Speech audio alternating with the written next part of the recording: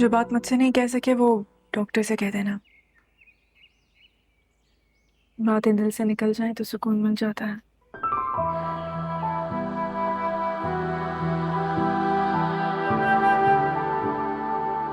मेरी हर बात से कोई ना कोई सवाल निकाल लेते हैं डॉक्टर तब्रेज़। आज सोच रहा हूँ उनके हर सवाल का जवाब देता हूँ। तो एक सवाल पूछ सकता हूँ तुमसे? डॉक्टर के सवाल का जवाब मुझसे, ये तो चीटिंग है।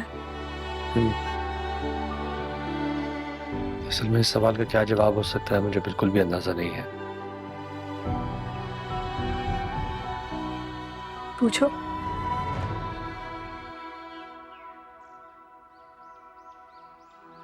तुम जान के लिए परेशान हो?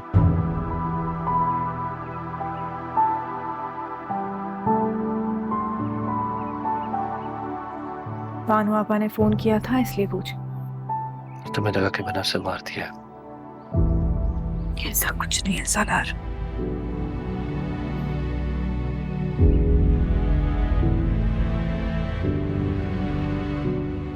सच बोलने वाले नजरें नहीं चुराते ईमान।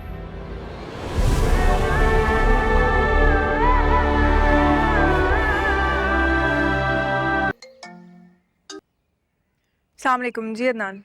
वालेकुम अस्सलाम ईमान। सालार कहाँ है? काफी देर से मैं उसे कॉल्स कर रहा हूँ, वो पिक नहीं कर रहा। वो एक मीटिंग में है, आप बताएं कोई काम था? ईमान, घर पर पुलिस आई हुई है, वो तुम लोगों से मिलना चाहते हैं। पुलिस? हाँ, राह का कजन कल से लापता है। अच्छा ठीक है, हम आ रहे हैं।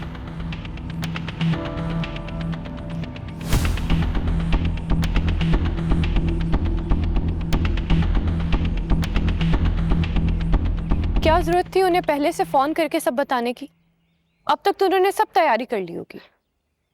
एक बात बताओ मुझे, तुम्हें अपने भाई की ज्यादा फिक्र है या ईमान और सालार को इस मसले में जबरदस्ती फंसाने की? Can't you see what happened? देखो राहा, तुम्हारी फैमिली का जो भी मसला है, let them handle it. Please don't involve my family in this. मैं इन्वॉल्व कर रही हूँ तुम्हारी फैमिली को? मुझसे पूछकर तुम्हारी भाभी मेरे भाई से मिलने गई थी या मुझसे पूछकर सालार मेरे भाई को मारने गया था? कल हालत नहीं देखी थी तुमने सालार की?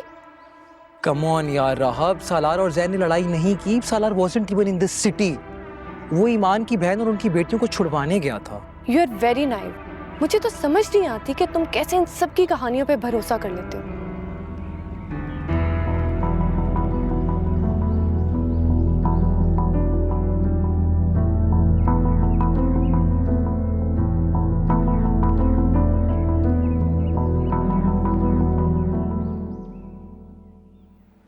पुलिस थाने तक तो नहीं आए हो,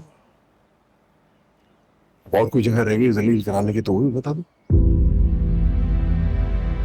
कहाँ ले गए थे उस लड़की को? अपने अपार्टमेंट। तुम्हें जरा सी भी शर्म नहीं आई है? किसी की बीवी है वो, शादीशुदा है। अब गलत काम नहीं किया मैं, सिर्फ बात करनी थी उससे। और फिर गायब कहाँ हो गए थे? तुम्हें अंदाजा है कि कितने परेशान थे हम लोग तुम्हारी सारी हरकत की वजह से? और तुम तो यहाँ हमारे लिए आए थे ना, उस लड़की के पीछे कहाँ लग गए? बाबा, जब आप अम्मी की याद में रो लेते हैं तो आपके दिल को सुकून मिल जाता है,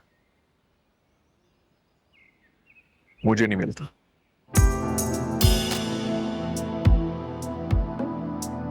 इसकी वजह क्या है, मैं बस वही तलाश करने की कोशिश कर रहा हूं। और तुम्हारी ये वजह तुम्हें यहां तक ले आई। अरे तुम्हारी मां को तो रो ही रहा हूं मैं। खुदकुशी करके क्या चाहते थे कि मैं तुम्हारा ही मातम करूं? हर चीज इंसान के हाथ में नहीं होती है इस दुनिया में। अच्छा चलो छोड़े, बाकी की फॉर्मेलिटीज शकील साहब पूरी कर लेंगे। देखो बेटा, आइंदा चाहे कुछ भी हो जाए, कभी किसी वर्दी वाले पे हाथ मत उठाना। चले आए, चलते हैं। हाँ, कब उनको पता चला और आपको उन्होंने कब फोन किया था? अस्सलाम वालेकुम सर, वालेकुम सलाम। मेरा नाम सलार है, बताइए। मुझे आपसे और आपकी वाइफ दोनों से कुछ पूछना है। सालार ये कह रहे हैं कि ईमान जैन से हमारे पीछे उसके अपार्टमेंट मिलने गई थी और तब से वो गायब है। थैंक यू फॉर दैट बाबा। मुझे पता है वो यहाँ क्यों आए। जी सर, पूछिए। आप दोनों ही वो लोग हैं जो आखिरी बार जैन से जिसने मुलाकात की थी। क्या आप बता सकते हैं कि आप लोग उनसे क्यों मिले थे? जैन मुझे कॉल्स कर रहा था और ब्लैकमेल भी कि अगर मैं उससे ना मिली तो वो बहुत बड़ा तमाशा क्रिएट करेगा, मेरे घर पे इसी तरीके से बुके और गिफ्ट्स भेजता रहेगा। मुझे लगा कि उसे अगर आराम से समझाऊंगी तो वो समझ जाएगा, लेकिन ऐसा नहीं हुआ। इनफैक्ट जब मैं उसके घर पे गई तो वहाँ पे कोई नहीं था। वहाँ से वो ज़बरदस्ती मुझे अपने फ्लैट पे ले गया। उसके बाद सालार भी वहीं आ गए थे। दावत तो आपके घर वालों ने की थी ना वहाँ, तो आपको कैसे नहीं पता कि वो दावत होटल में थी? जी, पर उससे पिछले दिन दावत के अंदर काफ़ी बदमज़गी हो गई थी। मुझे बेहतर नहीं लगा कि मैं इस बारे में कुछ पूछूं या कोई भी बात करूं। और आपको कैसे पता चला कि वो दोनों अपार्टमेंट में हैं? मैंने जैन के घर पे भी चेक किया था और वहाँ जहाँ पे फैमिली मेरी रेस्टोरेंट पे थी वहाँ पे मैंने अपने भाई को कॉल की थी। जब पता चला कि वो वहाँ पे भी नहीं है तो मुझे पता था कि अगर इन दो जगहों पे नहीं है तो तीसरी जगह सिर्फ अपार्टमेंट ही हो सकती है। और ये आपके सर पर चोट का निशान कैसे है? ये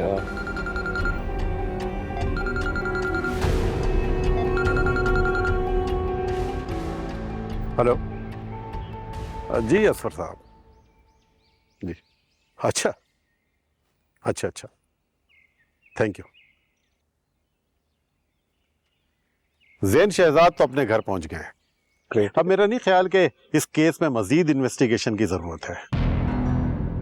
एक सेकंड। आप जब चाहे उठकर हमारे घर में तफ्तीश शुरू कर दे और जब चाहे यहां से उठकर चले जाएंगे। हाँ, कहां से मिले वो बरखुरदार? और उनके घर वालों से कहें कि यहां आकर हमसे माफी मांगे। उनके बेटे ने खुदकुशी करने की कोशिश की है और वो लोग अभी भी स्टेशन से बाहर आए हैं। बाकी आप लोग दोनों फैमिलीज एक दूसरे को तो बहुत अच्छी तरह से जानते हैं। मुझे लगता है कि आप लोग को आपस में बैठकर बात कर लेनी चाहिए। उन्होंने की हमसे बातचीत? उन्होंने तो पुलिस भेज दी यहाँ पे। अब जो हमारी इतनी बेइज्जती हुई है उसका क्या? किसी के घर आकर दो सवाल पूछने से बेइज्जती नहीं हो जाती बाबा। और वैसे भी हमारे घर तो पुलिस कई बार आई है, तो आपके लिए कोई नई बात नहीं होनी चाहिए।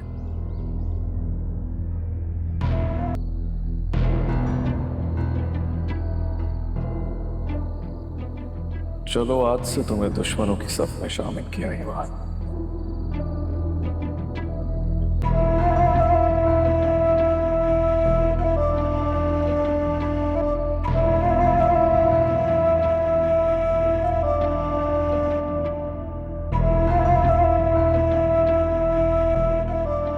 आजकल बड़े हिसाब किताब पढ़ा रहे हो लोगों को जामिन।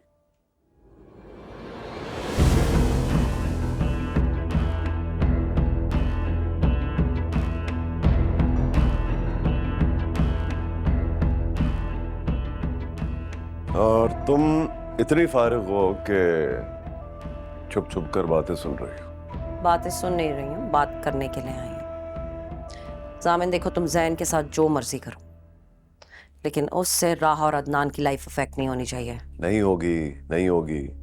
वैसे भी अदनान और राह को जर्मनी चला जाना चाहिए, वहां कंटिन्यू करें अपनी जिंदगी। यहाँ रहेंगे तो इन्हीं मसलों में पड़े रहेंगे। क्या बात करनी थी? मेरे बैंक के लॉकर से सारी चीजें कहाँ गायब हो गई हैं? पागल हो गई हो तुम, बिल्कुल पागल हो गई हो। कभी कमरे की अलमारी की, कभी बैंक के लॉकर की। मैं क्यों? सीसीटीवी फुटेज देखी है मैंने जामिन। अकेले तुम ही अक्लमंद नहीं हो इस दुनिया में जामिन। कहते हो तो बैंक मैनेजर से बात करवा देती हूँ। करवाऊं बात? तुम्हें पता है ना कि मेरा सर्वाइवल तुमसे और तुम्हारा सर्वाइवल मुझसे जुड़ा है। हम में से कोई एक गया तो दूसरा भी जाएगा। मुझे पता चला है कि सालार हमारे खिलाफ सबूत इकट्ठे कर रहा है। अदनान को तो उसने अपनी तरफ कर लिया है, हमें जेल भेजकर कामरान को भी नुकसान पहुंचाना चाहता है, इसलिए मैं बैकअप प्लान तैयार कर रहा था। Backup plan? कौन सा बैकअप प्लान? जरा मुझे भी तो बताओ। इधर आओ, बैठो, बताता हूँ, आओ।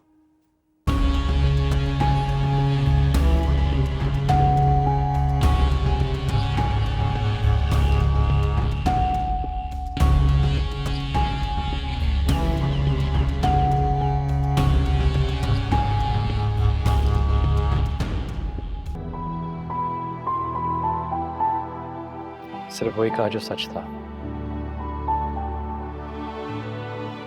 अगर सच मानते हो तो फिर मुझसे बात क्यों नहीं कर रहे? नाराज हूं, शायद अपने आप से।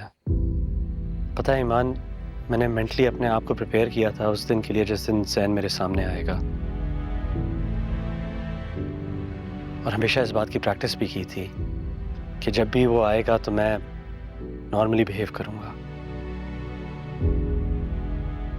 लेकिन फिर जब वो आया तो मैंने खुद को फेल कर दिया। इसमें तुम्हारा कोई कसूर नहीं है, मैंने ही हमेशा खुद को उससे कमतर समझा है। मेरा दिमाग मुझे बार बार ये ख्याल याद दिलाता है कि जब उसका दिल चाहेगा वो तुम्हें अपने साथ ले जा सकता है। उसके चाहने से क्या होता है?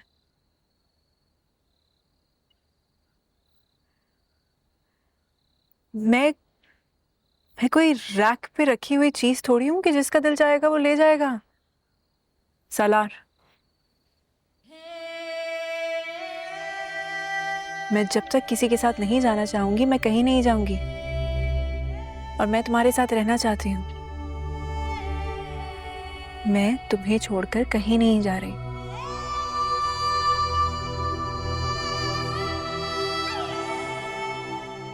और तुमसे बेहतर इंसान तो और कोई है ही नहीं। तुम्हें पता है, कभी कभी मुझे लगता है कि मैं तुम्हें डिजर्व नहीं करती।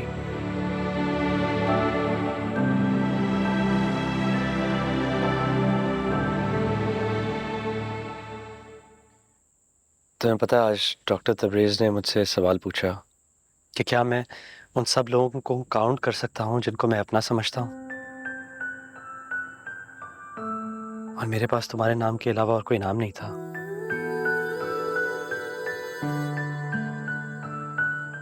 पर फिर साथ साथ तुम्हें खो जाने का खौफ भी था।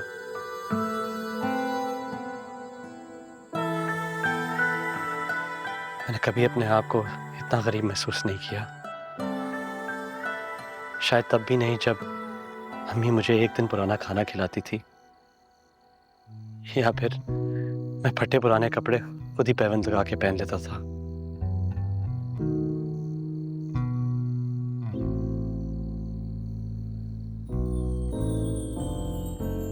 और अब कैसा महसूस करते हो? किसी बादशाह जैसा।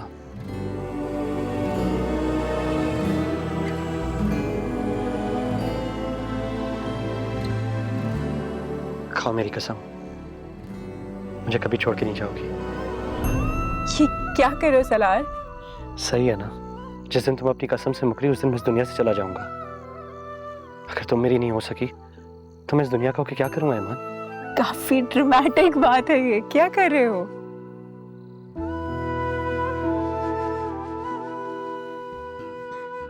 अच्छा, खाई कसम, तुम्हें छोड़कर कहीं नहीं जाऊंगी।